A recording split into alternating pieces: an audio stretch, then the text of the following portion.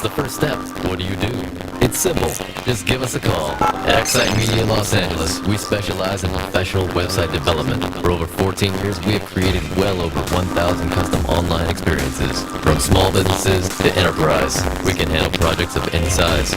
Need a mobile app? Want your site to do something unique? Looking to revamp and revive your existing site? We've got you covered. For more information, visit our website at xmla.com or call us at 818-985-2464. Excite Media Los Angeles, Web Development. Moment to Moment, the MTM Group is a full-service marketing and media agency that specializes in fostering emotional connections between client offerings and consumer passions. We produce memorable campaigns and experiences that meet client objectives through the thoughtful use of new technologies and core strengths we've evolved over the past 15 years. We lead with a proactive approach. Listen and deliver. For more information, visit the mtmgroup.com or call 310-291-8066. Need to excel your business to the next level? It's time to hire a professional. From SEO, content marketing, design, video production, advertising, social media, and web design and development, we are your complete digital branding source. It's time to increase your visibility. Give us a call at 310-210-0339 or visit our website at littlemonkeymarketing.com. Little Monkey Marketing, because even though you're little, doesn't mean you can't make a lot of noise.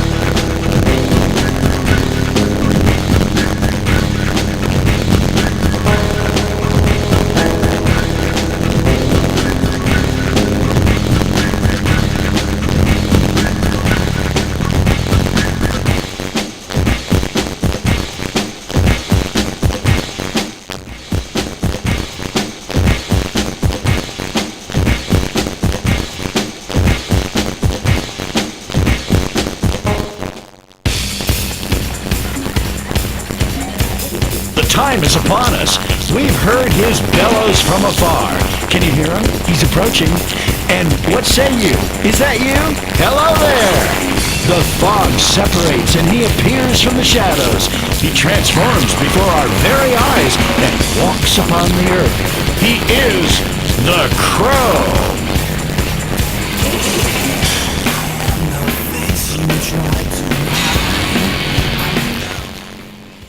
Nothing's... Oh, there it goes. Oh, everything is suddenly working here, which is lovely to have that happen.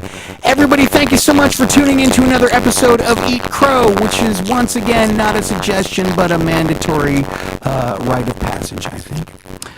So we are going to actually dive off into the mist with my guest that has been kind enough to take time... I'm sorry, somebody's just... Oh, wait a minute. I'm sorry. We're taking that left-hand turn at Albuquerque. Oh, you're on 3.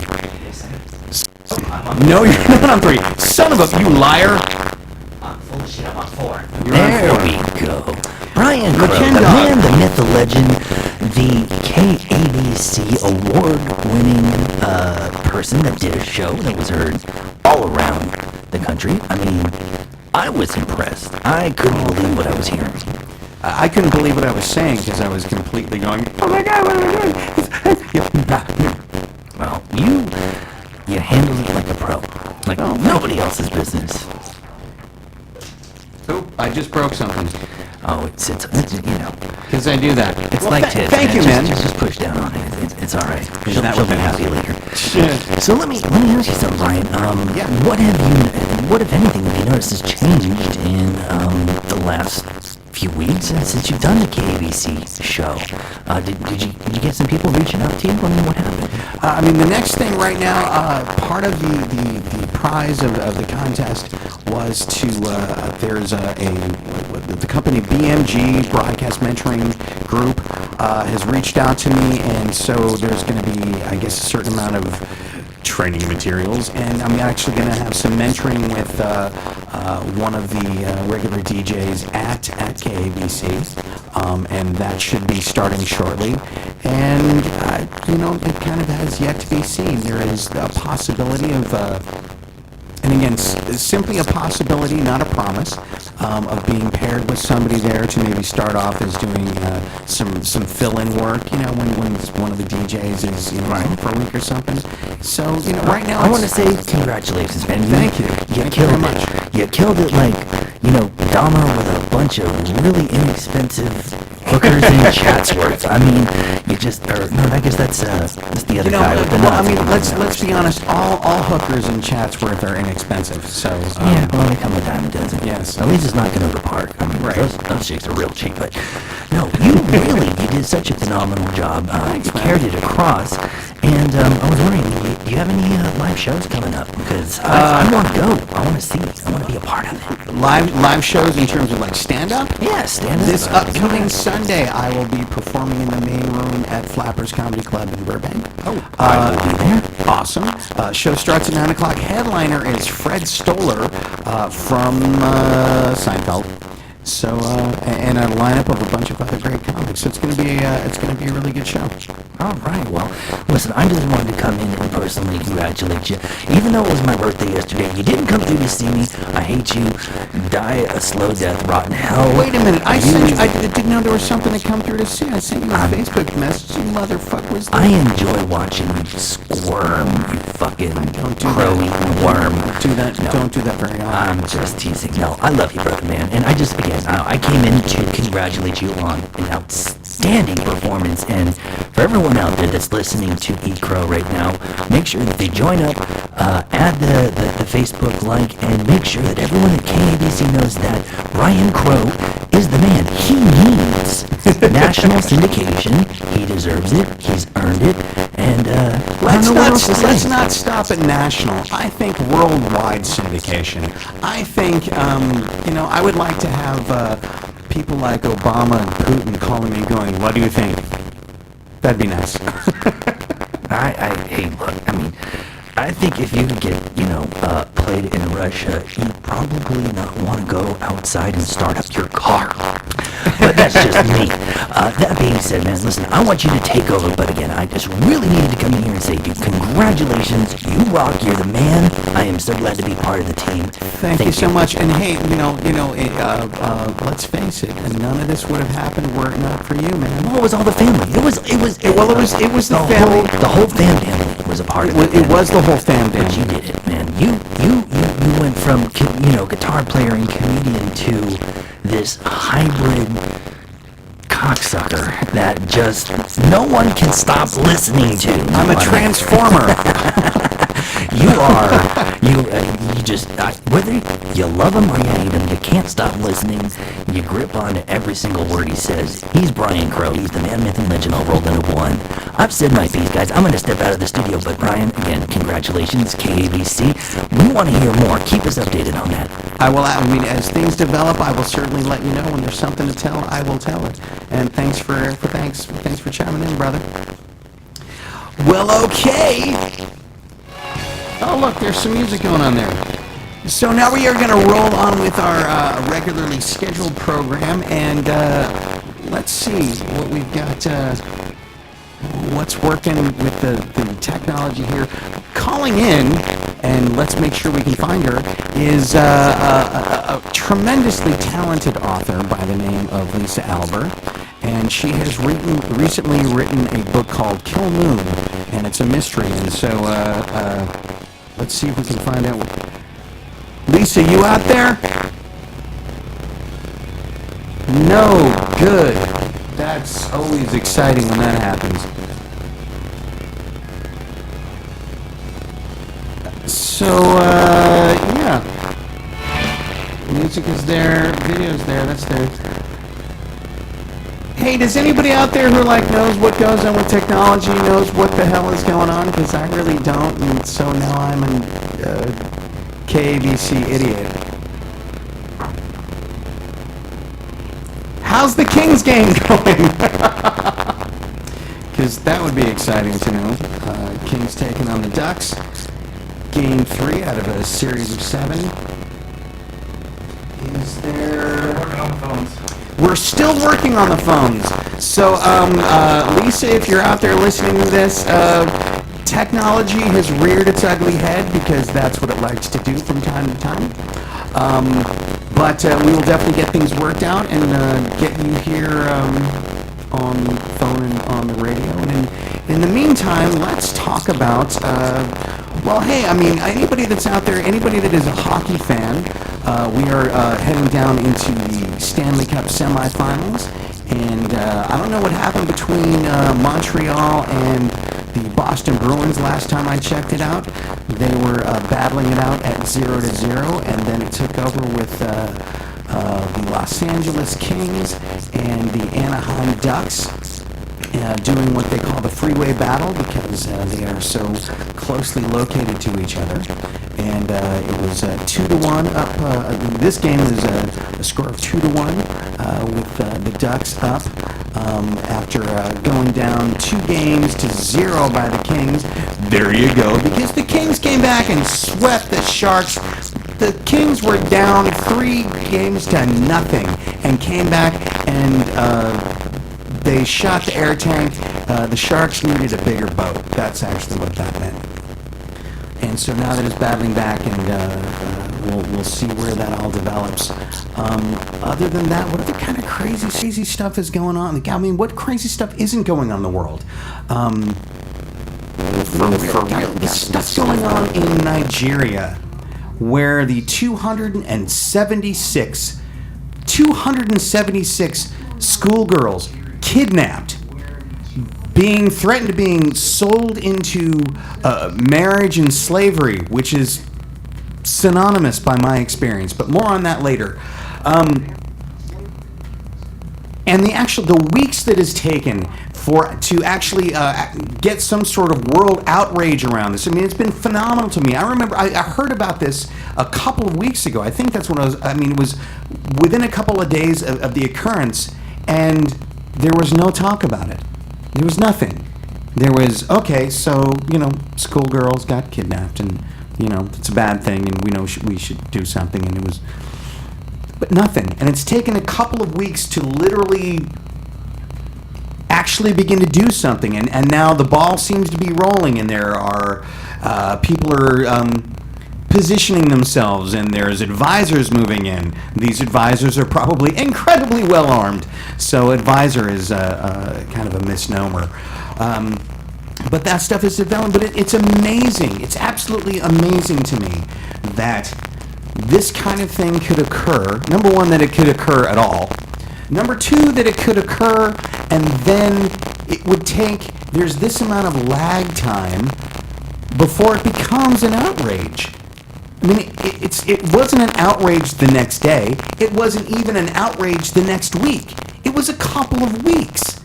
And then people started going, oh, this is bad, right? This is a bad thing when 276 schoolgirls get kidnapped by an extremist terrorist group that are just saying, oh, we're going to sell them? We're going to sell them. Like what? They're fucking tomatoes at a farmer's market? You're going to sell them? And there's no worldwide outrage. There's no massive hammer coming down. I mean, I'm hearing stuff like, oh, there might be there may be some sanctions, or somebody might go in to take a look. At least that's what's being said and what's being thrown out. And I'm really, really hoping that what this actually means is that that's kind of the cover story. That's we'll say this, and, SEAL Team 6 is going in there and gonna kick some terrorist ass and rescue some completely innocent schoolgirls who do not need to get taken hostage and sold into sexual slavery and bondage for the rest of their lives, which could be, not very long, depending on who they get sold to, because apparently that's what happens. Just ridiculous, amazing. So eyes peeled on that, looking to see where that goes. What else can we jabber on about as we figure out what's going on with getting the phones working and Lisa Alber and her amazing book Kill Moon, which is a mystery based in over in Ireland. And from what I understand, this is actually the first book that she's had published. Lisa and I actually, we are old schoolmates. Went to high school, probably middle school too. We recently, just this last weekend, we reconnected at our high school reunion up in Mill Valley, and that was just a trip. And boy, I got to tell you, you bump into people that you think you remember or you hoped you'd forget, and it really quite a phenomenal experience. And so that has actually led to the interview that's supposed to be happening right now, but is not, because technology is waving its middle finger and going, sorry, no, not happening. So, I'm sorry, I heard somebody yell something. What? We're getting close. Yeah, I said that too. And then 9 months later, I had kids. So wait, what? Yeah, thanks for that. Little too late, but okay. Yeah.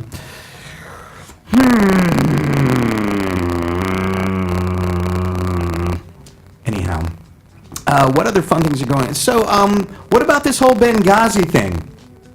I would tell people to call in and we could comment about it if we were actually interested in politics and thinking about these recent developments. I'm sorry? You should call her right now. You know, call her? No, she hung up. Okay. Wait. Telephone is ringing. Hello? Is it working?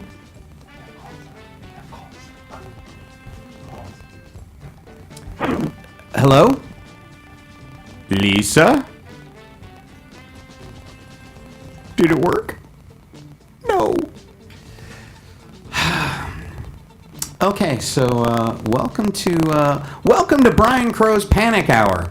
Welcome to, I don't know exactly what's going on or what isn't going on or what's happening or how the next 40 minutes are going to play out.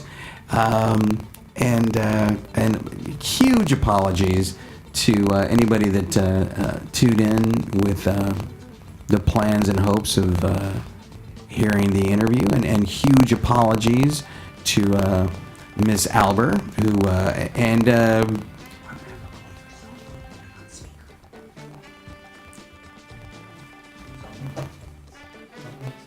I know what a cell phone is. I don't think I didn't bring mine with. Just call her and put her on speaker. Call her and put her on speaker. I don't have her phone number. It's right there. Oh. This is gonna be fun. Yeah, whatever. It's me. Your call has been forwarded to a 5039. She's calling in again. That's why. Call her right back. Hold on.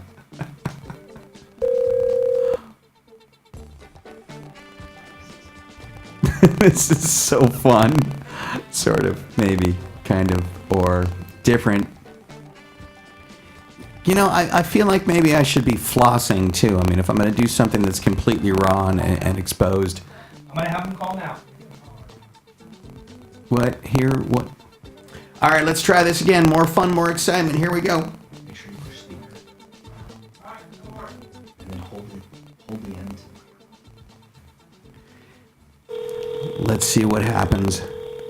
Gonna get interesting. Gonna get different. Brian? I think so, Lisa. Nice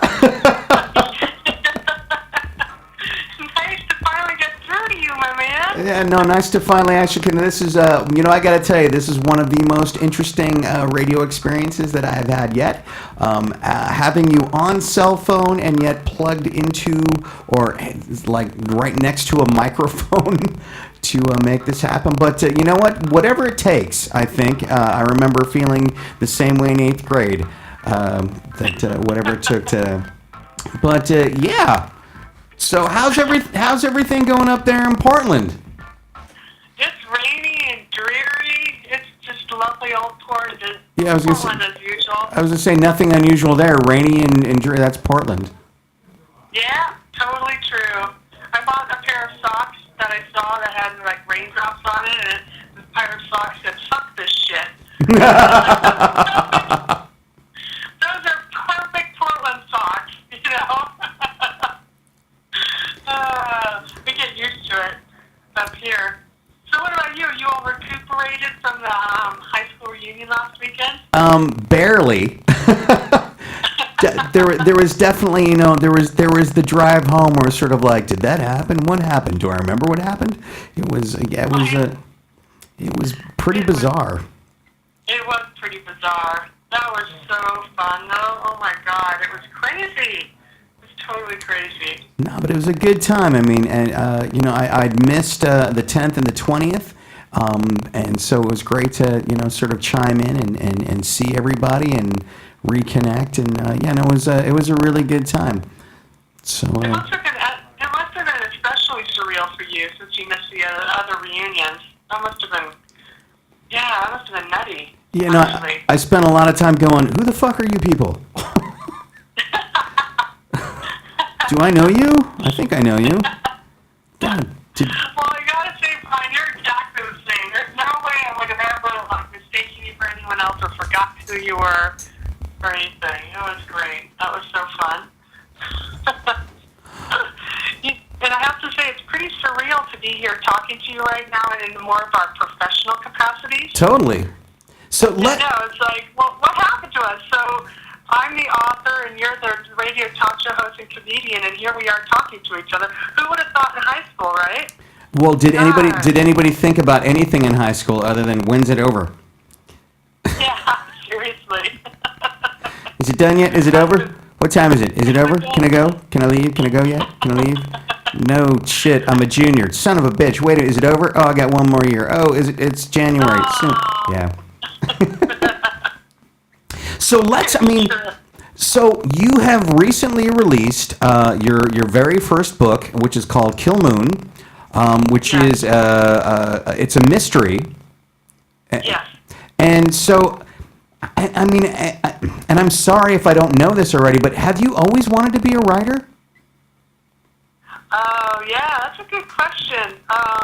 Not consciously, maybe, because I grew up with such a practical family. Mm-hmm. You know, I grew up to be study to get the good grades, go to good university, and get a practical degree, and be able to support myself. So that's very Germanic, and that was very much my family. But that said, starting in high school, I started writing really bad poetry. So I was always writing. Yeah, started out with that. You know, I was always a scribbler in journals since I don't know when. I started my first journal, and then I went to poetry, and then I kind of went to short stories, and the short stories got longer. But to say that I always want to write, no. I mean, I didn't think it was practical. I didn't think I could actually do that kind of thing, so it was more like a hobby for the longest time. So you sort of looked, so a hobby, and so from a pragmatic standpoint, well, I can't really do this. I must show up at a desk and do something, that where the cash register rings or something. Yeah. I must have a job in corporate land. Yes. A drone. Oh, yeah. Did you do a lot of that stuff? The corporate stuff? Uh-huh. Yeah, but I made sure to kind of have fun while I was doing it, because I've never been good at being part of a group, really. Yeah. That kind of includes high school too. I was never really part of any one clique. Right. But so after college, I went off to South America for my first job. What? I lived in Ecuador and I lived in Brazil. Really, Ecuador and Brazil? Yeah. That's amazing. I know it was a blast. I partied. I had so much fun, and that was the way that I could do the job thing, because I was having an adventure. Sure. Right? Yeah. And then I realized I needed to come back home. The job's ended. And then promptly the first thing I did when I got back home was decide I was going to do career change. And because that made it fun again, right? I was going to go and get a real job, but if I changed change my career into something totally different and move to New York City, then it would be okay. So that's what I did. And I got into book publishing in New York City, and that was fun, and that was a huge adventure. But the whole time, once I got back to the United States, I started writing. I was writing a little bit more and a little bit more, so that's always there in the background.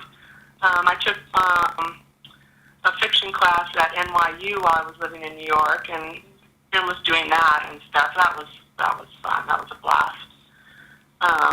And then when I moved, then I couldn't take really living back in back there in the East Coast. I'm a West Coast girl, so I moved back here to Portland, Oregon. And what did I do? God, I was away for the longest time. You know what's funny, Brian? You know what's funny? I was thinking about this a lot this past week, thinking about the high school reunion. I was a kid who got good grades. I was a good girl, right? But in reality, me in the working life, I'm kind of an underachiever. Really? Great.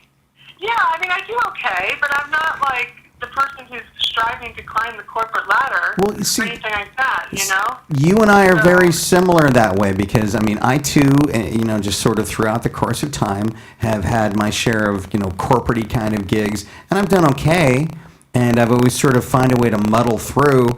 I was certainly never, top of the rung on it, but the simple reason is, I mean, and I can say this quite honestly, is I didn't give a fuck. No, me too. I'm the same way, and I wish, I've also realized as I've gotten older that I'm not motivated by money. I kind of wish I were more motivated by money because then I'd probably be making more money, truthfully. But I'm just not. I'm motivated by personal freedom or something.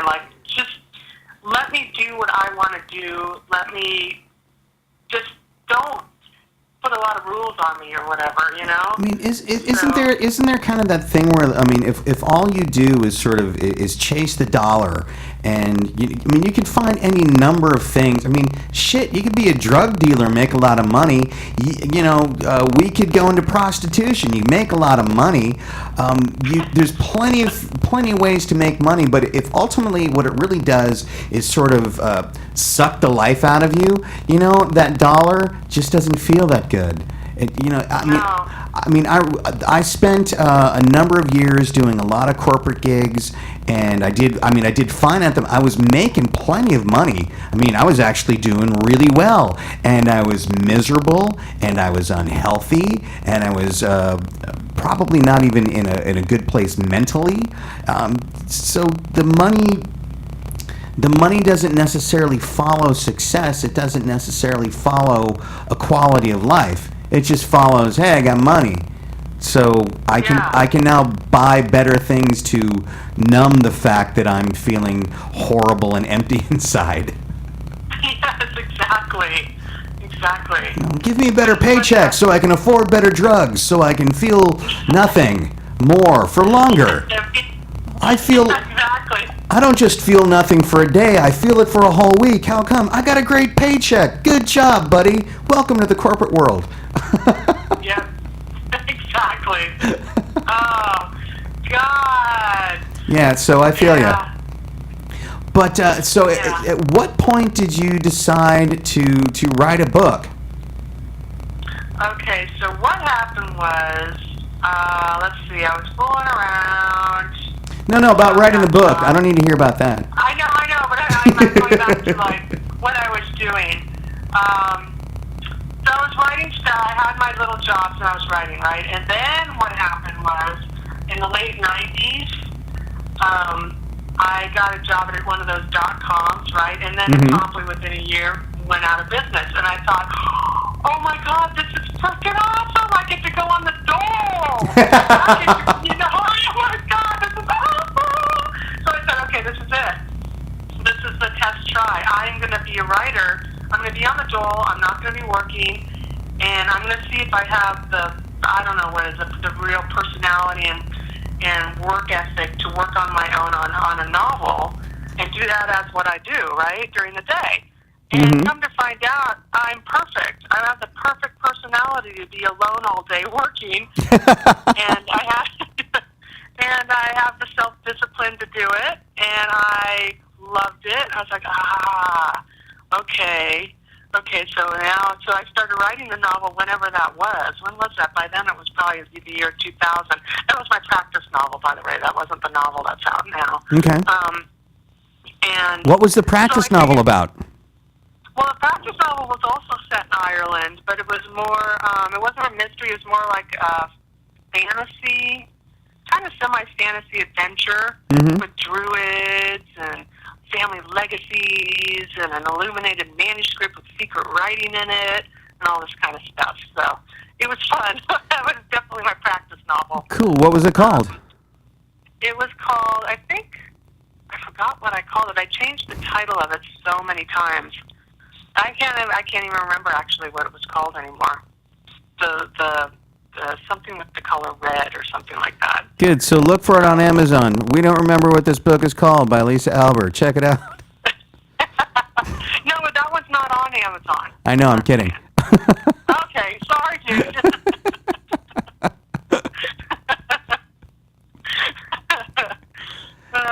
So that's when I. Okay, sorry, I interrupted. No, go ahead. I was going to say, so you finished doing that, and then at what point did you begin the process of writing Kill Moon? So that happened maybe a couple years. 2002, I think, is when I set aside that other novel and really started on Kill Moon.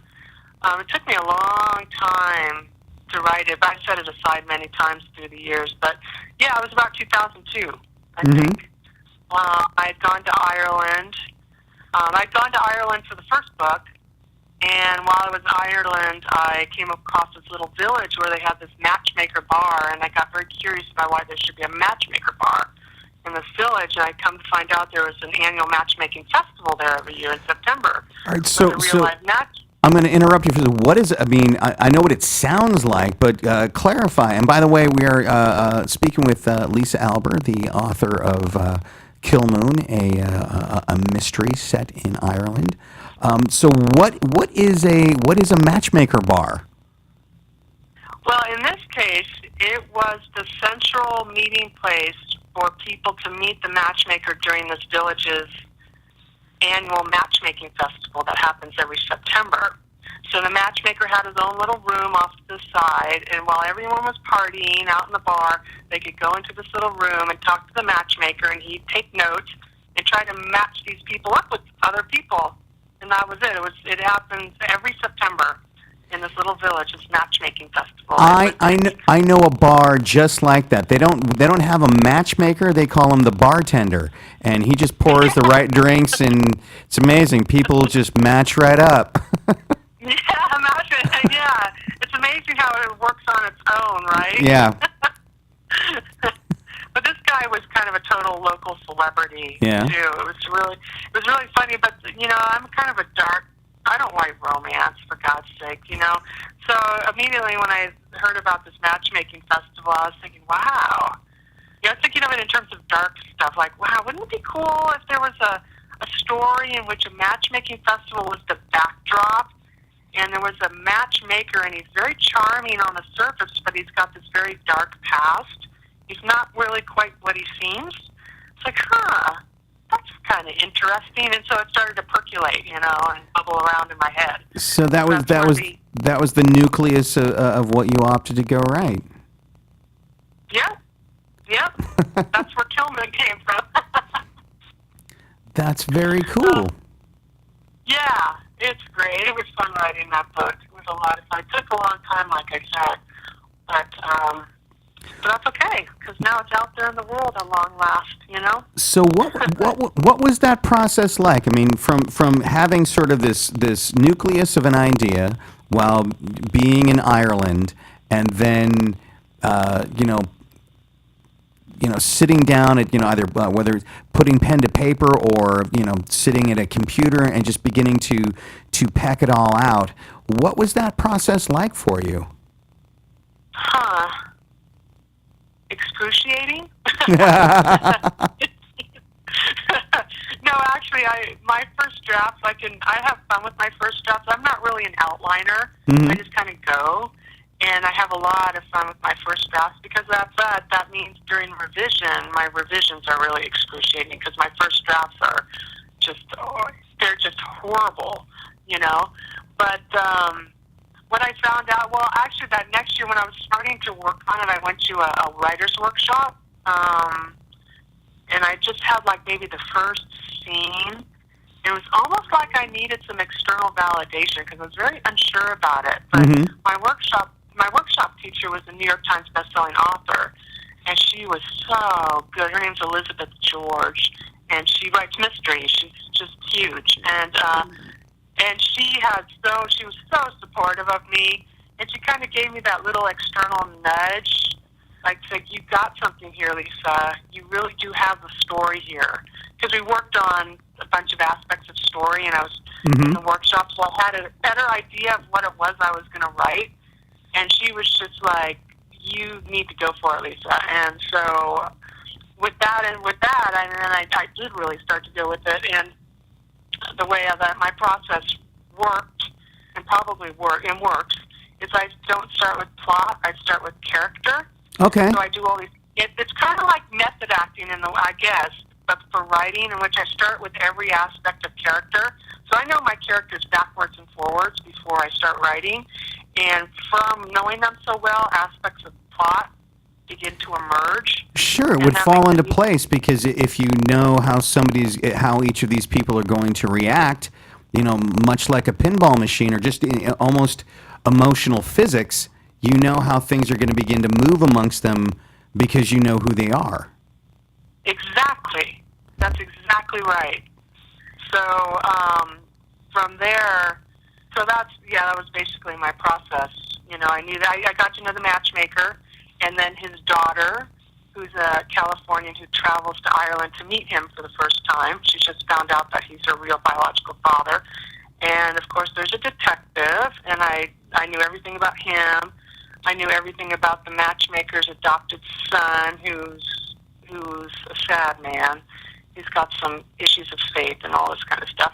And then the femme fatale who also arrives in the village for mysterious reasons. I mean, I knew all my characters, you know, backwards and forwards. Yeah. It was really fun to write. That's so, how many drafts did it take? And did you, that many? Okay. Yeah. Because, Brian, yeah, it took a lot. It was probably, well, I would say it's still less than 10 drafts. So yeah. 4 or 5 or 6 drafts, 6 or 7 drafts. But I started in 2002 and only got published this year. So it took 12 years because I kept despairing of the whole thing and setting it aside and writing some. I wrote a couple other novels in the meantime, and I had short stories that had gotten published, and then I tried different genres, but I'd always come back to this novel, you know, because it's something about it I loved, you know. I never could never really let it go. So over the years, I finally got through enough drafts to have a solid product that I really liked. Did you have an editor that you were working with? I mean, was there like feedback from a publisher going a little more of this, less of that, or were you just kind of like flying by the way you wanted to, and you know everything else be damned? I worked with everything else be damned would be great, actually. That's a great way to work. But, you know, I can't, the unfortunate part about, you know, the whole thing with writing is it's surprisingly communal, I found out. You know, because you can't see your own flaws in your own writing. You have to have a community of writers around you, people that critique it, beta readers who will give you feedback, because you just can't see it after a while. You know it too well. Sure. So, yeah, so I had lots of readers over the years, you know, beta readers and critique partners and all this stuff. And then as I got closer to, like, being ready for publication, I worked with various agents, and they would give feedback. And then, of course, during the publication process itself, the editorial process, it goes through edits for that. So, yeah, it's a lot. it goes on. So were there any moments? All right, so you've got something, you're feeling like, okay, this is great, this is done, and you hand it off to an editor, and they go, oh, you should change this, and you're going, what? Oh.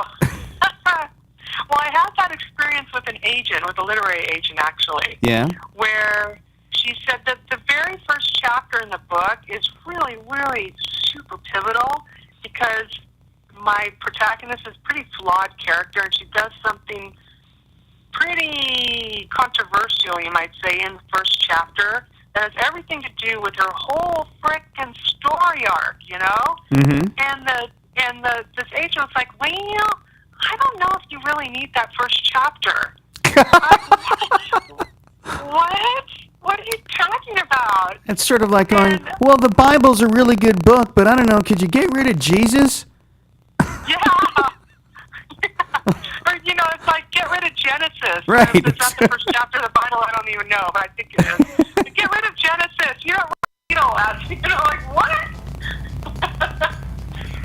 So I think she was fearful that my protagonist would come off as too unlikable because of what she does. Mm-hmm. There's unique that she does that. She's there's compelling whatever. You know, I really don't want to give anything away. But No, in fact, I don't want to give anything away either. I do want to know, how does it end? No, I'm kidding. No, in fact, I'm actually I'm dying to read it. And I mean, I don't read enough. Just because, you know, everybody's always so busy, including me, and it's like, but no, and there, I mean, there seem to be some indications about. Is this like a potential first of a series of stories? Yeah, yeah, it is. I'm revising the second one now. Really? And I'm at the like, I hate this piece of shit stage. I went through the same stage with the first one, so I know it's probably part of my process. You know, like neurotic little writer Lisa thing going, but I hate it. I hate it. So I'm gonna chuck it again. You know? it's sort of, you know, it's like with death or cancer. There's the I'm angry, unacceptance, denial, etc. In fact, would you say, are there stages that you find in the writing process that there's the I think piece of shit, and then there's the oh my god, I think it's really, really great, and then what the fuck, just put it out? I mean, what are the Yeah, it's actually kind of like that, just kind of like what you said. Mm-hmm. There's the infatuation stage at the beginning when you're writing the first draft. Right. You're just infatuated with it. Oh man, it's got so much potential. You're in love with it, and then you start to kind of like there's this thing, this phenomenon called, what do they call it? It's the middle of the novel. It's like the middle of the novel slump or something. Where you reach the middle and you're like fumbling around trying to get the plot to go where you need it to go, and you're like, I'm not sure about this anymore, but I will just continue writing. And then you get to the end, you're like, then there's kind of this release stage, like maybe you've had great sex, you know, you're smoking your cigarette, great sex, okay, and you're like, oh man, the end, and then you realize how much revision you need to do, and that's when all the angst really starts. That's where it gets.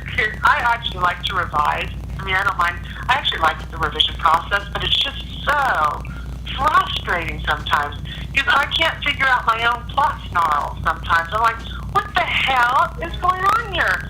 I don't know how to make this work. I have too much stuff here, not enough stuff there.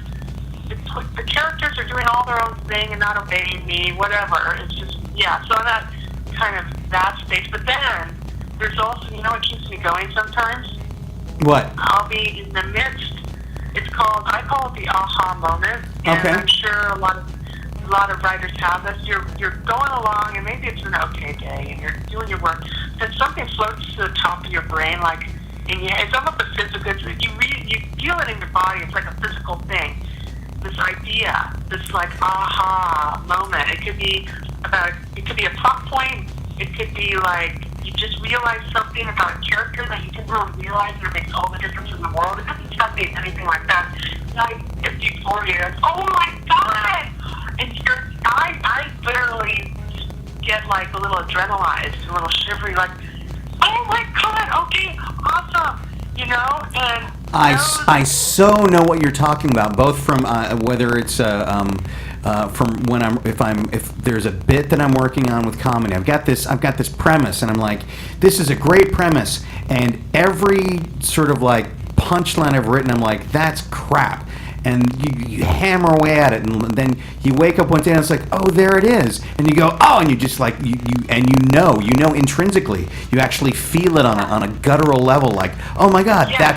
that's the joke. And even the same thing musically, you know, working on a song, and it's like, I'm, you know, working on a melody or something, like, I know this song needs to go someplace, and I'm banging my head against the wall, and then out of nowhere it's like, oh, dude, hit the G chord, and you go, oh my God, there it is. And it's just, yes. yeah, you get that moment, and I totally get it. It's with comedy, it's an ah ha ha ha ha moment, and with music, it's an ah ha moment. It's completely different. That's funny. So I'm glad you get that, because I try to explain that to people who don't write or maybe don't do any creative endeavors, and they don't quite get it. But it's a real thing. And also, do you ever get the this is another thing that keeps me going. When you're struggling along, and then suddenly you lose time. Yes. Like maybe it's with your music, and suddenly you wake up from whatever you were doing on your guitar, whatever. It's an hour later. You've totally lost time. I don't have. know what- I have been. I used to live in a house in Woodland Hills, and I'd built a studio in the garage. And I would go in there, and I would start working on something, like going, oh, I'm gonna go, like, you know, start working on some stuff. And I'd go in at like 11 o'clock, and I would think, you know, I would get a bunch of stuff done. I'm thinking, oh, that didn't take that long, and it's like, oh, look, the sun's coming up. Yeah, it's like that. Totally.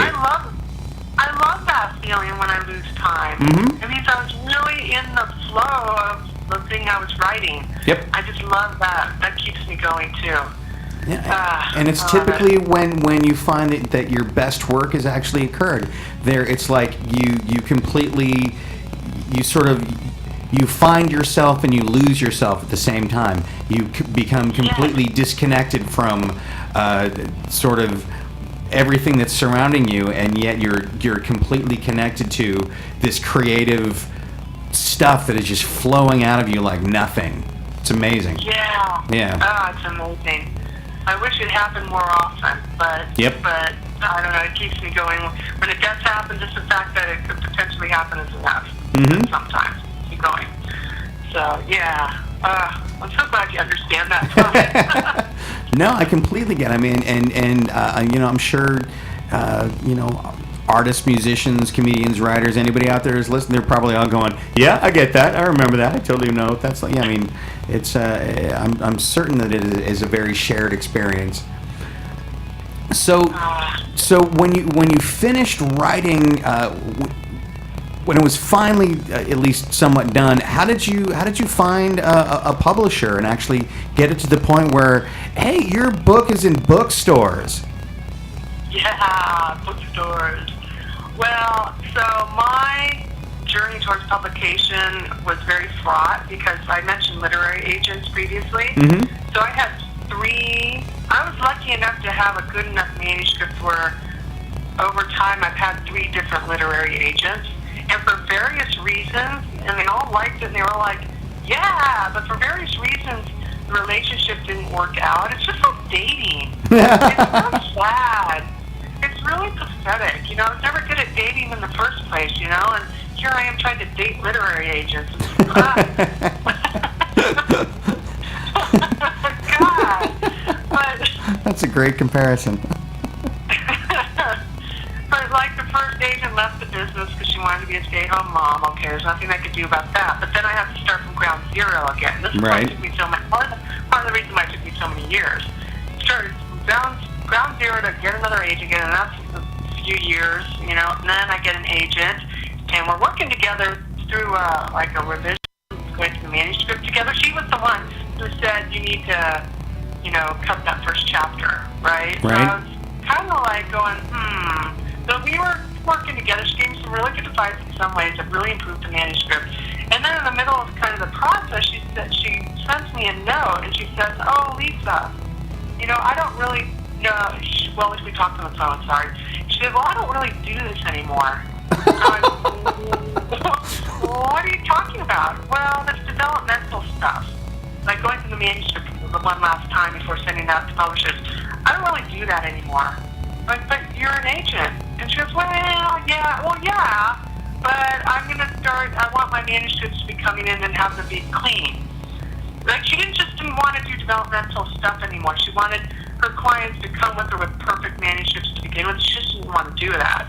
Like, that's weird. Then followed by, could you guys just show up and, do my job for me? Yeah. It was, and she even suggested, for hire editors. Well, hey, I know this guy, you can hire him to take you through and I was like, oh God, no, I'm sorry. So, and she's really perfectly nice. She was just kind of changing her motives. Right. And anyway, so that was that. And then so I had to find another literary agent, and that took a while. And then finally I got one, and she calls me up, and she goes, I want to represent you. And I was like, yay! And I don't know if I was completely neurotic on the phone or how I was that day, because by the end of the afternoon, she had sent me an email and said, oh, I've changed my mind. What just happened? Wait a second. I had the worst luck, Brian. I don't know what I said. I don't know what kind of thing vibe she was getting from me from our phone conversation when she offered to represent me. But, wow. That's weird. Wow. Yeah, that was just a big wow moment. And so then I kind of got very cynical. Sure. Like, fuck this. Right? This blows. This is not right. My story is really good. Like, what? Okay, so so what happened was how I got published is I finally went the small press route, and I didn't need an agent for that. Mm-hmm. I just kind of bypassed the whole agent thing, and I'm with the small press, and that's it. So I finally did it that way and just gave up on the agents for now. Sure. That's what may happen. Well, Yeah. I mean, look at it this way. I mean, you've got the book out, and it's actually in stores. And again, it's called Kill Moon. And by the way, that's not two words; it's one word: KILMOON. And would it give anything away to say why that's the title? Oh no, that was in addition to that matchmaker stuff I mentioned, the little village. It's one of the other inspirations of the novel was a 1,000-year-old church relic and churchyard called Kill Moon Church, which is where the name comes from. The Kill Moon Church features very heavily in the novel. It's one of the setting. It's one of the set pieces. Gotcha. Of the novel. Yeah, so that's where the name comes from. And that's a real place in Ireland. I didn't fictionalize that. So it's the beginning of a series. Do you have a set number of books that you think it's going to be, or are you sort of leaving yourself wide open to I'm just going to keep on writing it till I go I'm done? What? I don't have any ideas about that because revising the second one. I have an idea for the third one, and I have maybe an idea for the fourth. So that's how far ahead I can see right now. Gotcha. It's okay. Yeah. I mean, look. I mean, I had trouble writing, 4 pages of an essay in school. So you doing 4 books is, I find that remarkable and admirable, to say the least. So, any thought? Yeah, of course. I mean, in looking online, and I didn't get a chance to print a copy. I mean, I've looked online through Amazon and other places, and you've been getting some great reviews. Yes, I have been. I'm so happy about that. Kids, you never do know what the reception's going to be. Mm-hmm. But yeah, I've been getting some good reviews. I remember seeing things like the words like poetic being used, which, not a bad thing when you're reading something. Yeah, and there was also, if I may be so bold as to say, someone called it a stirring debut. Uh-huh. And the person said utterly poetic, like Yep. you said, and someone else like moody, and I've gotten some good reviews. Yeah. Well, that's so great. I'm so happy for you with that. That's really. So, what do you think? Any possibility that I don't know, you shop it around and make it a screenplay and it gets made into a movie or a AMC series, or what do you think? I would love that. I would love that. I don't even know where or how to begin for the Hollywood, like the movie thing. I don't know even how that works. I think generally speaking, what you do is you take copies of the book, you light them on fire, and you throw them into people's offices, and they put the fire out, and they go, "What is this?" And you go, "Read it." I'll have to travel down to Los Angeles to do that. I think that would certainly be an interesting way to get a meeting. Well, I was in handcuffs at the time, but I said, "No, look, really, the manuscript's great. Keep reading. It's good. I'll be out on bail in a week, and we can talk. We'll have a meeting. You and me, my parole officer. Be a good time." That would be awesome. I gotta tell you, it'd be a great story. It would. That would be the anecdote. That would be quite the anecdote. That would sell a lot of copies of the book, having an anecdote like that. Yeah. Absolutely. Well, Lisa, I gotta. I deeply apologize that we were having technical difficulties. We are actually at the very end of the show, and I want to thank you so much for making yourself available and talking about your story. And again, the book is called Kill Moon. That is Kilmoon by the author Lisa Alber. And where can people find your book? I mean, I know it's available in Mill Valley, but where is it available online? Are there other book retailers that people can go find it? Yeah, well, people can find it easily on the easiest place, of course, is Amazon. Mm-hmm. You can order it on Amazon for your Kindle or a regular book, and BarnesandNoble.com. And if your bookstore isn't stocking it, you can have your bookstore order it. It's fully available for order by bookstores. And is there a website, Twitter? Are there ways to sort of find you, keep up with you, follow your... Yeah, so I have a website. It's www.lisaalber.com. It's just my name. My last name is A-L-B as in boy, E-R. And I have a blog that you'll see there, and I'm on Facebook. Come find me. And I'm very responsive, and I like to chat. So, and I'm on Twitter too. I'm ampersand Lisa Alber on Twitter. There you go. Well, excellent. Yeah. Well, Lisa, we're actually running a little bit over time, which doesn't really mean much of anything. But thank you so much for putting up with the technical glitches and the craziness and the chaos. And again, so much fun. Number one, catching up with you at the reunion, then hanging out at the 2 a.m. club people up there in Mill Valley. You know what that means. And all of that. And we will absolutely keep in touch. And I absolutely need to read your book. And we will keep the project moving forward, I think is the way to describe it. Yes, definitely. I had fun. This was really fun, Brian. I'm glad we talked. Absolutely, me too. Yeah, this was great. I'm glad you came to the 30th and we reconnected. You know, it's apart from this radio show, just generally speaking. Yeah, because it was a damn good time. Yeah, it was. Definitely. It was. Alrighty, Lisa. You take care. Okay. I will chat with you soon. And everybody else out there, thank you so much for tuning in to another fun episode of Eat Crow. And we will be back next week with more fun, frivolity, and who knows what else might happen. Hey, maybe next weekend the studio will just explode, because that'd be fun. All right, everybody take care. Thank you so much. Good night. Thank you. Bye.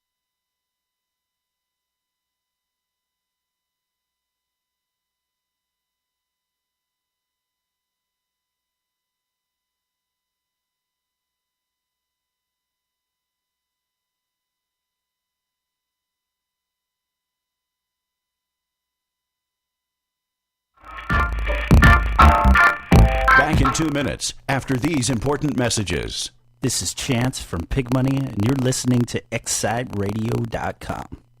Katarina Vanderham. Makeup, hair, and professional model. She knows what it takes to make you look as good as she does. Want the right makeup and hair for men's magazines? Need to make an impression on your next catalog shoot and has the knowledge and talent to give you the look you desire for your next photo or video production.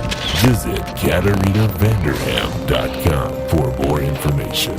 Katarina Vanderham. Makeup, hair, and professional model. Did you wake up this morning feeling groggy, overworked, hungover? Then try Excite Radio. The new and improved Excite Radio is guaranteed not to spoil or lose taste and is 100% original. For many years now, Excite Radio has been a leader in original music and entertainment. Try Excite Radio today. Excite Radio. The world is listening. Do you need some love in your life, but don't have time for relationships? Why not do the right thing and rescue a kitten from KittenRescue.org, Los Angeles County's largest kitten rescue organization? Save an animal and fulfill your heart with all the love you need. That's www.kittenrescue.org. Are you looking for professional search engine optimization for you and your business? Look no further. Announcing Keyword Search Pros. KSP has been optimizing sites for years and knows how to increase your website's visibility and ranking. Their expert team will take you step by step and get the best possible results within your budget. And the outcome is always more visitors and increased traffic. Stop by their website and sign up for a free Google AdWords evaluation. For complete information on search engine optimization and pay-per-click management, visit keywordsearchpros.com.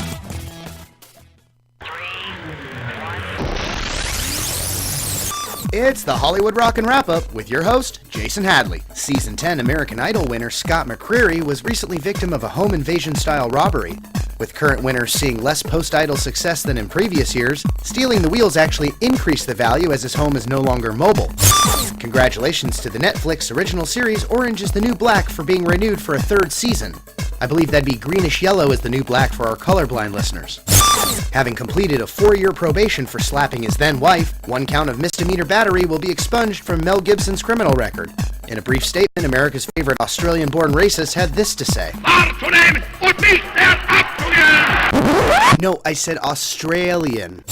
A man attending the BET Hip Hop Awards filed a lawsuit after stepping on an exposed screw. It would seem the sharpest threads in the room were the ones stuck in the bottom of his foot. And that's the Hollywood Rockin' Wrap-Up. Follow us on Twitter at Rockin' Wrap-Up. So that last segment was brought to you by the people over at Ultrasone. Ultrasone specializes in headphones. That's what they do, all day, every day. It's headphones. They have a day-to-day commitment that leads to explicit expert knowledge. Their constant development leads to high-quality headphones that are equipped with nothing but the latest technology. They invented the S-Logic natural surround sound and ultra-low emissions that are absolutely unique to what it is that they do. So whether you are a professional audiophile, whether you are a producer, or whether what you are is somebody you've got your iPhone, you've got your smart tablet, and what you really need is their great Pico in-ear headphones. Ultrasone, that's Ultra, SONE.com, and find a way to listen to music in a way that you've never heard it before. Why don't I have any friends? Why doesn't anyone like me? Why was I beaten unmercifully just for walking into that kid at school? Because you're a geek. Attention nerds, geeks, goofs, dorks, and dweebs. You now have friends. That's right, you heard us. Want a friend? Come join us live every Friday at 5 Pacific on Excite Radio. Unveil and expose geek life on Geek Speak. Because if we don't, who will? Call in via voice, Skype, or instant message. You can now watch us live on Ustream and subscribe on iTunes. Be there or be a fourth-dimensional rectangular object with 4 parallel areas that intersect to form a shape.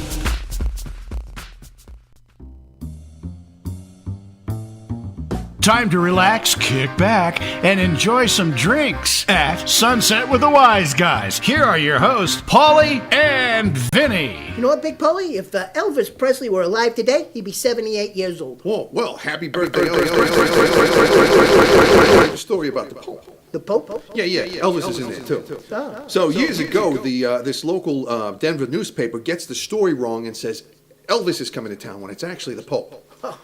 Pope gets off the plane and there's this huge crowd of people there. They're all chanting, Elvis, Elvis. And the Pope says, no, I'm no Elvis. I'm the Pope. Oh, that settled it. Yeah. So he gives his speech that he was supposed to do, and when he finishes, the crowd is still chanting, Elvis, Elvis. And the Pope says, I'm no Elvis. I'm the Pope. Hey, let's straighten it out, though. Yeah. So then he gets into the Popemobile, he goes to his hotel, and he checks in. Well, he must have been tired. Yeah, he was. Goes straight to his room, throws the doors open, and the room is filled with scantily clad women who are all crying out, Elvis, Elvis. And the Pope says, oh, thank you.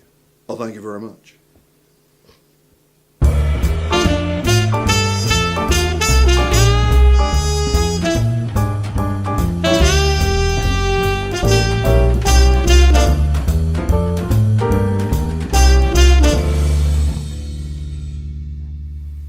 Hey, how you doing? I'm Big Paulie. This guy was Vinny 2 times. How you doing? And we are the Wise Guys, and we're here to bring you our award-winning show, We Pick the Winners. Where? We Pick the Winners. Well, if it isn't Big Paulie and Vinny 2 times. Stan Spielberg, what brings you here? Well, I was just talking with Captain Giddis O'Hara, and he said he's permanently dropping my complaint. Oh, you don't say. Well, I'm not letting it go. I'm taking my evidence to the FBI. Yeah, well, before you do that, we got one little question for you. Oh, what's that? Did you have fun New Year's Eve? Well, as a matter of fact, I did. What little I can remember. Yeah, we could help you with that memory. Yeah, you and Gus, the maintenance guy, wound up crashing our private party at the Romper Room. Yeah, both of you were already 3 sheets to the wind when Gus decides to get frisky with one of our girls. That sounds like Gus. Yeah, well, then the bouncer threw out Gus, and we wound up having to drive your drunken butt home. Oh, well, don't think your little good deeds is enough to have me drop my complaint. Hey, Stan, did Paulie show you his new phone? What's that got to do with the price of tea in China? Only that it takes the greatest pictures. Ain't that right, Vinny? Yeah. Let's see. Oh, hey, there's you relieving yourself on the mayor's front lawn. Well, I really had to go. Mm-hmm. And there's you. Naked. Swinging from the mayor's tree. Well, you gotta admit, it's pretty good muscle tone. Oh, here's my personal favorite. There's you. Naked. Getting intimate with the mayor's mailbox. Yeah. Wait, who's that on the other end of the mailbox? Captain Guinness O'Hara. Naked. Now, I won't show any of these to the mayor as long as you permanently drop the complaint. All right, you've got a deal. Now, if you don't mind, we got a show to do. Oh, hold that thought. Stan Spielberg. Yeah, always on the phone, that guy. Yeah. All right, well, this is the part of the show that we tell you all about the rest of the show. Of course, we've got all those things you've come to know and love, like that bust out game of the week. We've also got an ironclad lock, lead pipe cinch, personally picked whack of the week. Oh my god, I am so sorry I'm late, guys. Yo, Miss Scarlett Johansson. But this time, it's my fault. Oh, you mean it's not your fault? No, it is my fault. Hey, Big Paulie. Vinny 2 times. Holy Toledo, it's Tina Toledo! Hey, Tina Toledo, what brings you back? A story you know Red wanted me to tell you she can't make it tonight. Something about a meeting with a Benny Blanco. At least she's out of the hot tub. Yeah, well, we're down one girl. Yeah. Oh, wait a minute. Hey, Miss Tina Toledo, would you like to fill in? I thought you'd never ask. Fantastic. Well, go ahead, get ready. Your segment's coming right up. All right, well, what comes after our wax? It is the divisional playoff Guess Wax! And stick around to the very, very end of the show where we pick a special Guess Whack for a special prize. And one of our winners sent in a photo. Here is Scott Lieberman! And look how he looks really good in that hat. Yeah, he looks great. Yeah. Hey, and who helps us pick these live randomly on the show? No, that's my favorite part. It's everybody's favorite part of the show. It's those amazing, those wonderful, those beautiful fantasy girls. Hi, Wise Guys. I love the I girls. never get tired of that. No, not at all. Okay, Paulie, let's pick some games. There you go. Hey. Okay, thank you. Okay, first up, we got the 10-6 Baltimore Ravens at the 13-3. I'm sorry, I'll get it out. 13-3 Denver Broncos as Ray Lewis takes on Peyton Manning and the rest of the AFC champs at Sports Authority Field at Mile High. Okay, Paulie, who do you like? I am feeling mile high because I am taking Peyton Manning and the Denver Broncos. Oh, okay. Peyton Manning has energized this team throughout the entire season. I think he wants to close things out with a Super Bowl win That's what I'm looking at, Peyton Manning and the Denver Broncos. That's a good pick, Paulie. Thank you. I like that pick. I Yeah. like the way you think. Thank you. I'm also going with the Denver Broncos and Peyton Manning's. I'm picking quarterbacks here. Who are you going to pick? Joey Flacco? Come on. Peyton Manning won a Super Bowl. He's going to probably get another one. And Von Miller going to get about 3 sacks. So on offense, defense, they're going to dominate. I see it in a blowout, 74-3. There you go. Hey, girls, you got an opinion on this game? Miss Tina Toledo, who do you like in this game? I also like the Denver Broncos. Giddy up! Yeah, giddy up indeed. All right, Those ponies. Miss Scarlett Johansson, who are you looking at for this? Huh? In the spirit of community, Mm. I will also pick the Denver Broncos. Well, we are 100% agreed on this. Denver Broncos in a blowout, 74-3. It's going to be a good game. All right, we'll see you on the other side here. Go grab yourselves a beverage, all right? Never be it. So, you and Astoria look like you were having fun at the New Year's party. Oh, we had a blast. But she's been kind of distant lately. Like something's been weighing on her.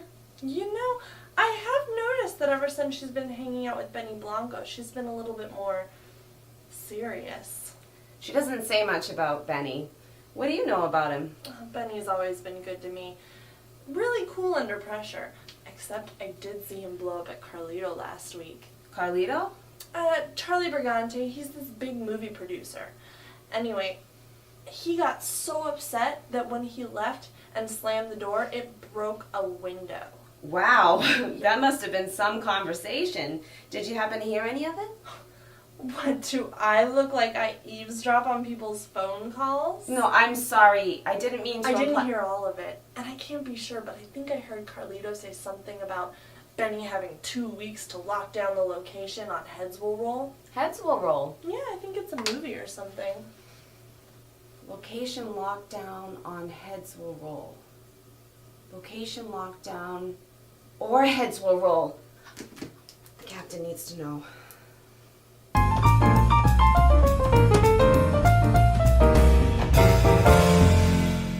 And we are back, and now it is time for your bust out game of the week.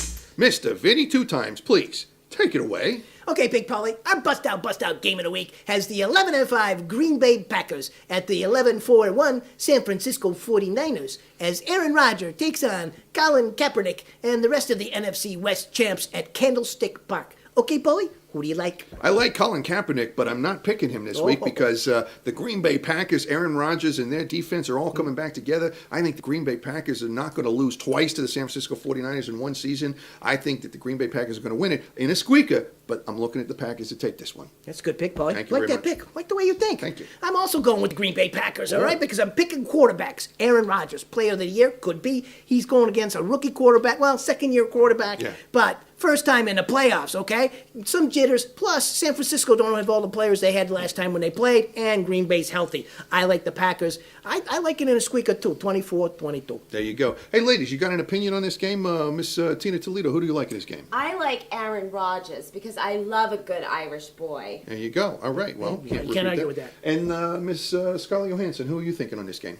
I have to pick the Green Bay Packers. It's not every day Vinny agrees with you, Polly. This is true. This is true. I love the fact that she pays attention. Yes, you know she that? does. Yes, she does. Yes, she All right. Well, there was our bust out game of the week, and now it is time for our ironclad lock, lead pipe cinch, personally picked whack of the week. There we go. that's All right. music That to was my beautiful. ears. Well Okay. done. All right, I'm going to go first, Big All Polly. right. All right, my can't miss, gotta have it. Whack of the week as the 12-4 Houston Texans at the 12-4 New England Patriots as Arian Foster takes on Tom Brady and the rest of the AFC East champs at Gillette Stadium. Okay, Big Polly, let's review, shall we? What happened the last time the Houston Texans played the New England Patriots? Houston Texans were destroyed. Destroyed them, and guess what? That's without the Gronk. Are you kidding me? They're coming back to New England in the playoffs, picking quarterbacks. How do you pick against Tom Brady? Are you kidding me? And you got the Gronk. I see it in a blowout. New England Patriots 74-3. I wouldn't disagree with you on that one. I would not. I would not.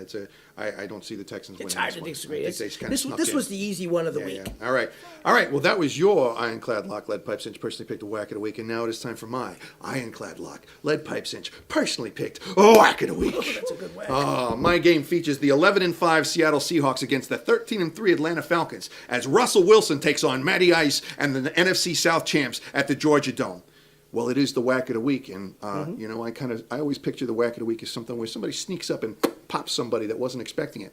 I don't think the Atlanta Falcons. Hey, I just got whacked, didn't I? All right, that's one of the best whacks I've ever had. That's right. All right, I see the Atlanta Falcons getting whacked by the Seattle Seahawks because I don't think they see what's coming at them. They got the beast coming at them. They got Russell Wilson coming at them. They got all kinds of stuff happening. Seattle Seahawks are just playing good ball. Yeah. I'm picking the Seattle Seahawks, and I think they're actually going to win it fairly easily. I don't think the Atlanta Falcons are ready for them. Yeah, and you learned that last week, right? Yeah. When they rolled over Washington. And Holy what mackerel. about Pete Carroll, okay? Yeah. How do you pick against Pete Carroll? Well, I'm going to do it, okay? Atlanta Falcons, I've rode you all year. I'm coming back. I'm changing my pick right now to make the Atlanta Falcons. Matty Ice is going to win his first game. I see it in a squeaker, though, 22-21. Wow, that's pretty amazing. Yeah, all right. Well, that was the whack of the week, and of course, what follows that is your divisional playoff guess whacks. All right, everybody, let's shake it up a little bit here. All right, there we go. And you picked one for me. Beautiful.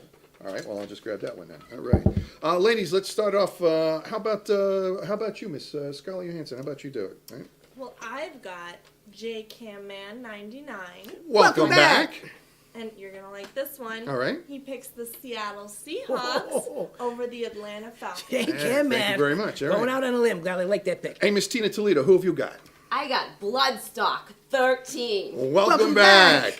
And he or she picks the Baltimore Ravens over the Denver Broncos. Wow. Two cards there, Bloodstock. Good pick. I'm going to go next pick. All right. I got Ed Perk 26. Welcome back. And he picks the New England Patriots over the Houston Texans. I like the way you pick there Ed you Perk. go. Good pick. All right, and finally, I've got Scott Lieberman. Hey, the winner. Welcome back. All righty, and he's picking the New England Patriots over the Houston Good pick, Texans. Scott. So Good there we pick, go. like All the way you right. picked. Well, there's where our guest wax. Very good. There we go. And divisional playoffs. All right. Okay. You put that in a good spot, don't you? Yeah, keeps All it right. warm. Keeps it warm. Yeah. All right. Well, now it's time for that experimental part of the show, and we've worked very hard to take care of this, make it easy for everybody, ironed out the bugs. We are no longer calling it the fantasy sleeper picks. We are doing the fantasy dream players for your fantasy dream teams for the playoffs. So now, who is your fantasy dream player, Miss Tina Toledo, for those fantasy football players out there? Well, my fantasy dream player, who I dream of sleeping with, is Michael Crabtree. He's the wide receiver for the San Francisco 49ers, and boy, would I like to climb his trunk. Yeah, well, there you go. Well, it's a good pick. He's a good bit of tomboy he's and kind Tom of girl been in playing there, huh? unconscious recently, so you Yeah, know. yeah, good All right. pick, good pick. So, Miss Scarlett Johansson, I know you'll take care of me here. We've talked about this. So, Oh, I worked hard. I know you did. And who is your fantasy dream player for those fantasy football players out there? Go ahead. My fantasy dream player, who I dream of sleeping with, is Roddy White. He's the wide receiver for the Atlanta Falcons. Good player. And I mean, come on, Rod isn't his name. Some people are born for some things. Yeah, you Rod's can't. a big part of his name, this actually, is yeah. part of it. Yeah. So, well, hey, they pick great players. Can't argue with the players. Maybe I'm the one that needs to iron things out. Yeah. I'm the one who's missing the thing because they've picked good players for you all season. Hey, go visit our website, thewiseguys.net. That's thewiseguys.net. Wouldn't this look good on your table? Yeah. Oh my god, I love your bra. Where did you get it? Victoria's Secret. Tina. Now, I think you have a great look. So what can I do to get you to come down and audition for a role in Zombie Godfather, the sequel? Oh my god, Tina, you would make like the perfect zombie girl. Nope. Acting's one thing I'll never do. Oh, come on. Everybody has their price. Now, I'll do anything. Anything? Stan, are you sure about this? I mean, she sounds like her mind is made What? up. It can't be all that bad? Okay. How about you get naked in public and swing from a tree while screwing a mailbox? Uh-huh. Hold that thought. Stan Spielberg. I think he would do that. No.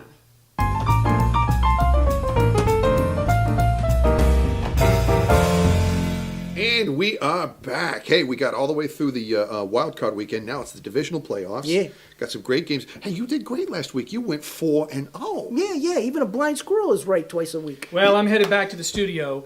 Vinny, remember to keep those things to ourselves. Yeah, I'll remember as long as you do. Scarlett, we've got wardrobe fittings next week. Okay, I'll have Benny call your office and set up a time. And Tina, let me know if you change your mind.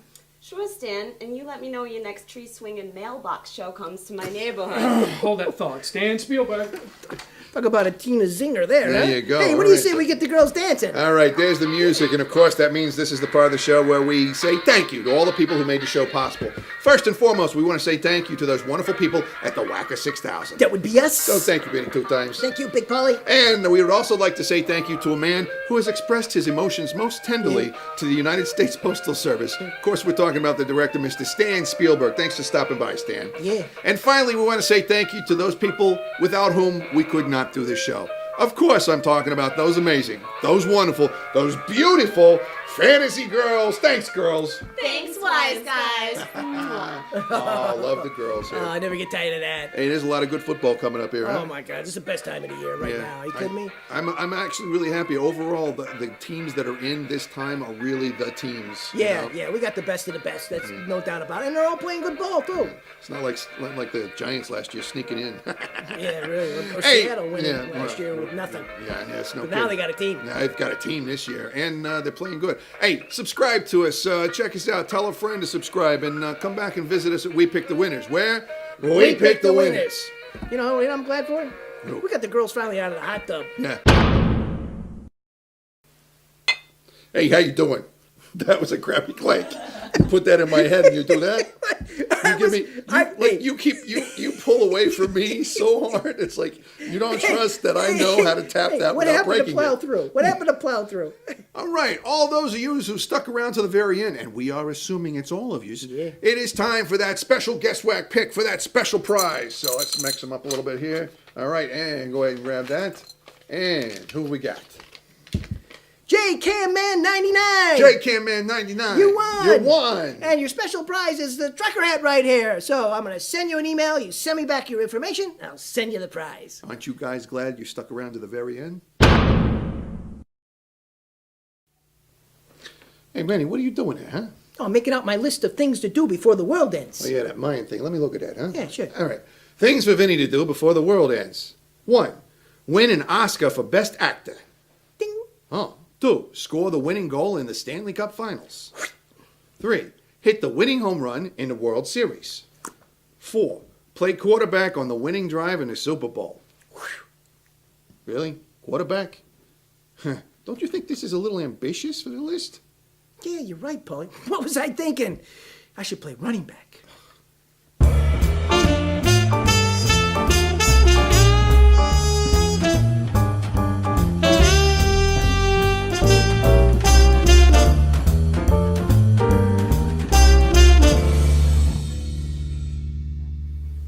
Hey, how you doing? I'm Big Paulie, this guy who's been here 2 times. How you doing? And we are the Wise Guys, and we're here to bring you our award-winning show, We Pick the Winners. Where? We Pick the Winners. Well.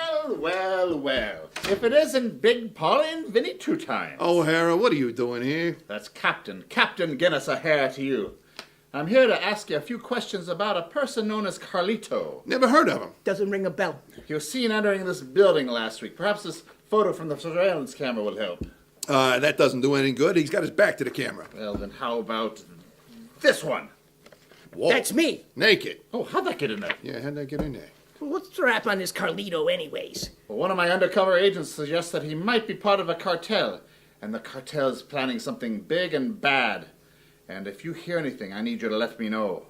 Well, yeah, absolutely. You'll be the first to know. Yeah. Now, if you don't mind, I'm going to have a look around. Yeah, sure. Knock yourself out. Yeah, literally. And there goes all your groceries. Whoa. Oh my god, so sorry we're late. But this time, it is not my fault. Okay. It's mine.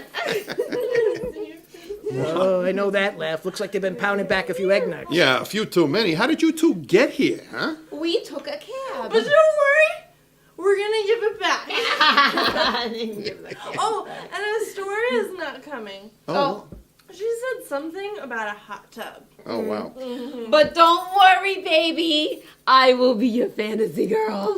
Mwah. Works for me. Works for me, too. All right. Hey, how about you girls go... you know what? How about you girls get yourselves around some coffee, coffee, here, yeah. and get ready for your segment. It's coming right up, all right? Right. I want some Baileys in mine. Oh, dear.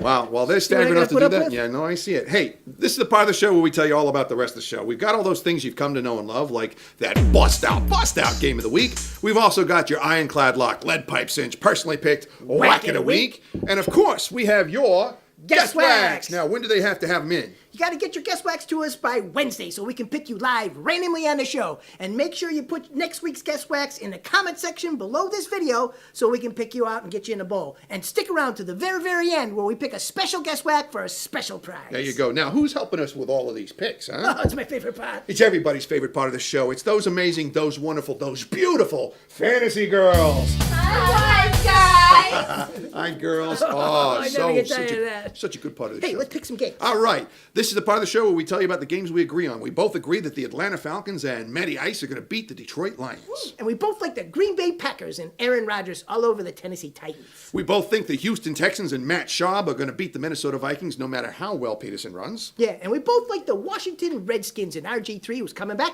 all over the Philadelphia Eagles, Flyers, Fanatic, whoever plays. We both like the San Diego Chargers. Well, we don't really like them. But anyway, they're going to beat the New York Jets. That's why we like them. Yeah. And we both like the Carolina Panthers and Cam Newton all over the Oakland Raiders. We both like the New England Patriots to beat the Jacksonville Jaguars. Boy, would that be an upset if they lost. Oh my God, I think Brady would retire right on the Yeah. spot. And we both like the Indianapolis Colts and that rookie sensation, Andrew Luck, there it is, all over the Kansas City Chiefs. And we're both looking at the Denver Broncos and Peyton Manning to beat the Cleveland Browns. And finally, we both like the Chicago Bears and Brandon Marshall all over the Arizona House of Cardinals. Collapse. There you go. Those are the games we agree on, and now the games that we differ. Differ. I'm still sticking with my Tampa Bay Buccaneers, even though they let me down last week, over Vinny's St. Louis Rams. Yeah, well, I like the New York Giants, Paulie, and Eli Manning. I like them all over your Baltimore Ravens. And finally, I'm picking the New Orleans Saints and Drew Brees. Really? Did I just say that? Over your Dallas Cowboys and Tony Romo? It's kind of like we reversed it, huh? Bizarro. Where do you keep your rosemary? In the pantry. Wow, something smells good. Yeah, you got that right. Yeah, is he cooking in there? All right, hey, look, we're going to see you on the other side. Go grab yourselves a beverage, all right? Yeah, I'm going to have a beer. Yeah.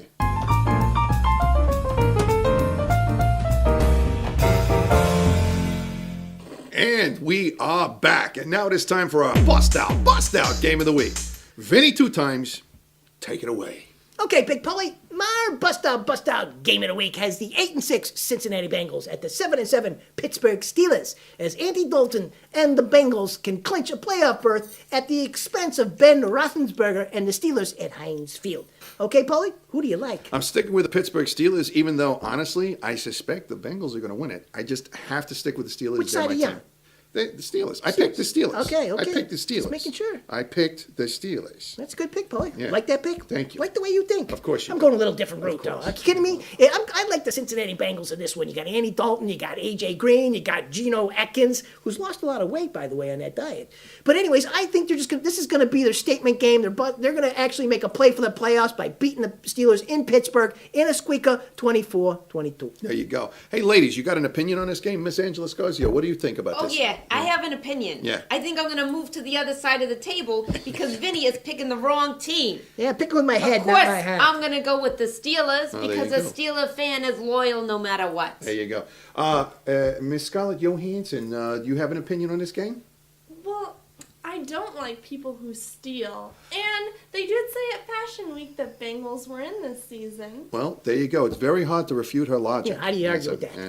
Well, that was our bust out game of the week. And now it is time for your ironclad lock. Lead pipe cinch, personally picked whack of the week. All right. That's music there we to my go. ears. That's right. All right, I'm going to go first, Polly, Yeah, okay? of course, yeah. My can't miss, gotta have it, whack of the week, has the 5-9 Buffalo Bills at the 6-8 Miami Dolphins, as C.J. Spiller and the Bills take on Reggie Bush and the Finns, as these two teams are going nowhere at Sun Life Stadium. Okay, Paulie, let's review, shall we? Yeah. What did the Bills do last year? Nothing. They got blown out by Seattle, okay? And they're playing in Miami against Reggie Bush, who he's going to rush for 200 yards. I see the Dolphins in a blowout 74-3. There you go. That was your lead pipe cinch, personally picked whack of the week. And now it is time for my personally picked whack of the week. Ooh, that's a good whack.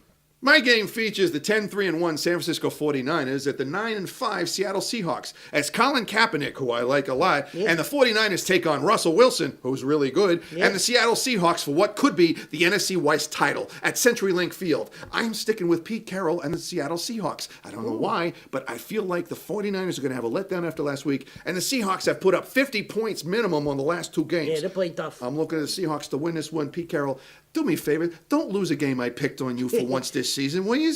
All right. That's a good pick, Paulie. I like that pick. That was my whack of the week, and now it is time for your Guess Wax! All right, everybody reaching the bowl there. There you go. Mix them up. It's my favorite part. All right, there we are. All righty. And, hey, Miss Scarlett Johansson, how about you start us off, huh?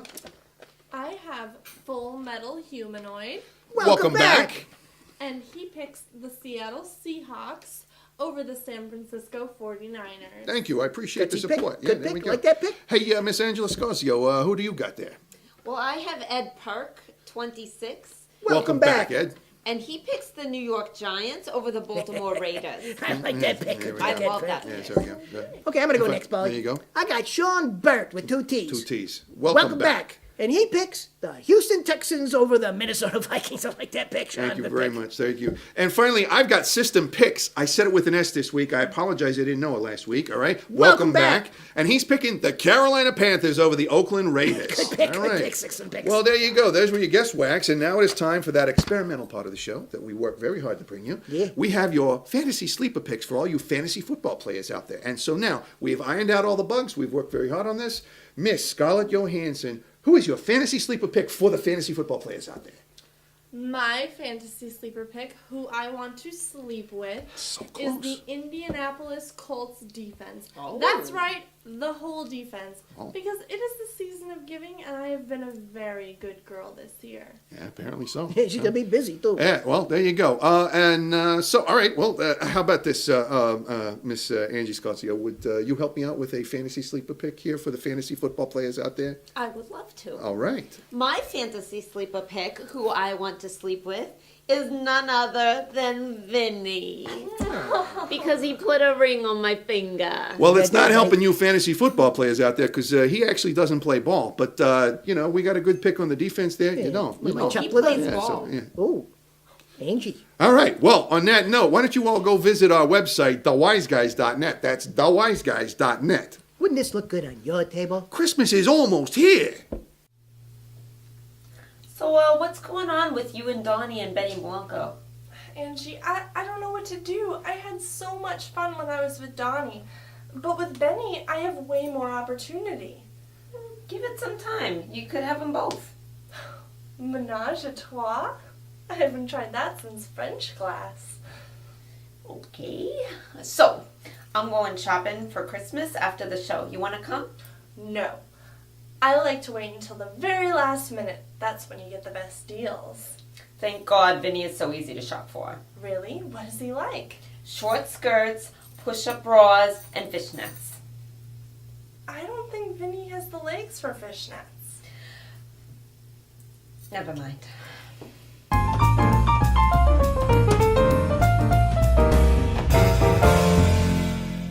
And we are back. Week 16. I didn't think we'd make it this far. We're doing good here, Yeah, huh? we're doing pretty good, Paul. Hey, good bounce back week for both of us. We both went 12-4. 12-4. Nice. Well, I'll be heading out.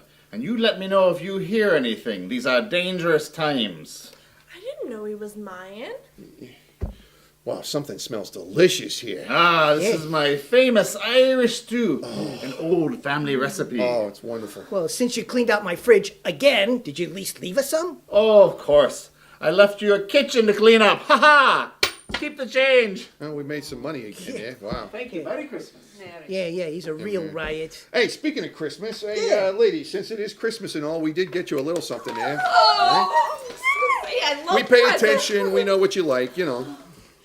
Oh my God. There you go. Thank you, Big Polly. Vinny 2 times. I know just how to put these to use. There you go. You hear that, Colts?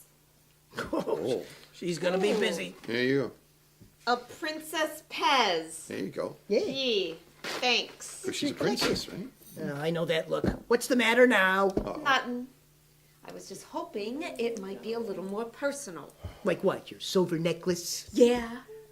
Look, I took your necklace to the jeweler a while back to get cleaned and get the clasps fixed and everything, but they lost it, and so What? You lost my necklace, Vinny? How could you lose that? I You didn't know how lose your special necklace. it I is just to told me. you the jeweler You lost the took necklace. it. You Hey, had Why it. don't you are listen not to me? possessing it any I longer. did. Vinny! You lost it. Right. As I was saying, I didn't lose it. The jeweler lost the necklace, but he called me yesterday, told me to come on by. So, here, Merry Christmas. Oh, my necklace! It's so can't take it off. Yeah, I've heard that before. Yeah. You can't have one nice time, huh? Yeah, I'm So- gonna get the girls dancing here. Well, there's the music, and when the music comes on, that means it's that part of the show where we say thank you to all the people that made the show possible. First and foremost, we want to say thank you to all those people at the Wacker 6000. That would be us. So thank you many two times. Thank you, Big Polly. Also, we want to say thank you to the man who keeps our city safe at night. Nah, it's still not Batman or any other superhero. It's Captain Guinness O'Hara, who just cleaned out Vinny's refrigerator again. Yeah. And finally, we want to say thank you to without those people without whom we could not do this show. Those amazing, those wonderful, those beautiful fantasy girls. Thank you, girls. Thanks, one time. I never get tired Wow, of that. hey, Merry Christmas. This is wonderful, you know? Yeah, This Merry is Christmas. Hey, whatever it is that you celebrate, have a good time, all right? You know? And, hey, tune in next week for the final regular season games. See what's going on. Subscribe. Tell a friend to subscribe. And if you want to see how things are going to happen in the new year, come back and visit us at We Pick the Winners. Where? We Pick the Winners. Hey, happy holidays to you, Yeah, happy right? holidays to you. All right? Hey, make sure you let your family and friends know you love them, because they should know, all right? Cut. That's all right. It's done. Let's It's move on. I, Father Christmas. Angie, you're doing it all wrong. You need to throw your shoulder and talk like that. Now you try. How's that, Mama? Better, but you need a little more wrist action. Oh, Good, better. Try once more time. Holy mackerel. Are you seeing this, Papa Scozio? Yeah. Welcome to my world. All right, aren't you glad you stuck around to the end? Hey, it is time for that special guest whack that's going to win the special prize. Let's mix it up a little bit here, huh? All right. Okay, And here you we go and go. grab one. And who have we got? We got Rob L2248. Rob L2248. You won. You won. Your special prize is this trucker hat. We're going to send one out to you here, so I'm going to send you a message. You send back your address, and I'll send it to you in the mail. There you go. Hey, aren't you glad you stuck around to the end there, huh? So, you going to Angie's parents' house for New Year's Eve again? Yeah, talk about torture. Yeah, you should come out with us on New Year's Eve, have a little bit of fun. Last year, me and Tommy Two Toes, we met the girls at the Romper Room. The place was full of people. Oh, that's what I'm talking about. Yeah. And seconds before midnight, Tommy stands up and he announces to the whole room, every man in a relationship here should be standing next to the one person that makes their life worth living. Now, that's nice, Paulie. Yeah, and dangerous, too, because right at the stroke of midnight, the bartender almost got crushed.